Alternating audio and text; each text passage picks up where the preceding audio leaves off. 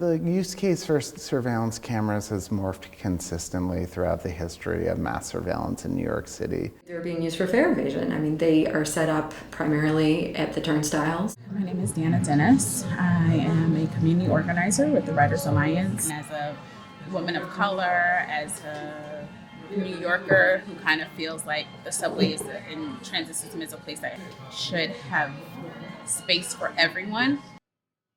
There's a lot that they could be doing that is not hiring more police. With the war on fare evasion, where we have this ludicrous effort to spend hundreds of millions of dollars to prevent activity that costs us nothing, we see the same effort to criminalize poverty, not because it is harming anyone, but simply because we can. I think the overall problem we see with the MTA's approach to fare evasion and their decisions to, they are proposing to hire more police officers, they're proposing to do more cameras in the stations, is that they haven't given the public a cost-benefit analysis. Facial recognition is one of the most problematic tools we've seen around the country in recent years. Here in New York, we know that last year it was used in more than 7,000 cases. Part of why it's so disturbing to me is facial recognition, as we use it here in New York, is junk science. There is no scientific basis to claim that this process gives you a reliable match.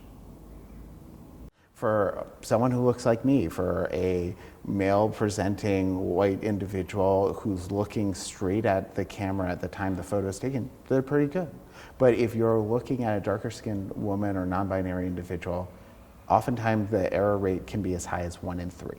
And I think for the MTA as an institution, it really needs to think about where its priorities should be in terms of which type of staff they need right now, rather than, police officers. Maybe they need more key transit staff.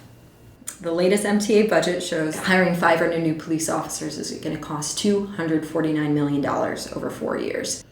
I think the MTA is seeing it as a compliment. So it's not clear to me that this taking money directly out of the operating budget to spend on police and cameras is necessary when if you look at it, crime is actually going down on the subway. This economically makes no sense. When someone evades the fare, they're not providing revenue to the city, but they're not imposing a cost. And so in order to prevent activity, which poses no cost to us, and to prevent fare evasion, we're spending hundreds of millions of dollars.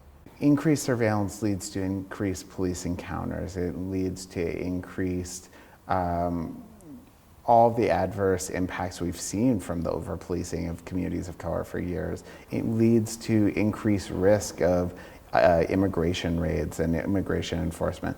The history of New York's criminal justice system is the history of discrimination against communities of color and socioeconomically distressed communities. Plain and simple. It's hard to watch, it's really hard to watch 4 or 5 cops on their cell phone texting when I come down on the subways, or seeing the police in my stations and then not seeing them in other stations where I know that people are probably doing the same thing.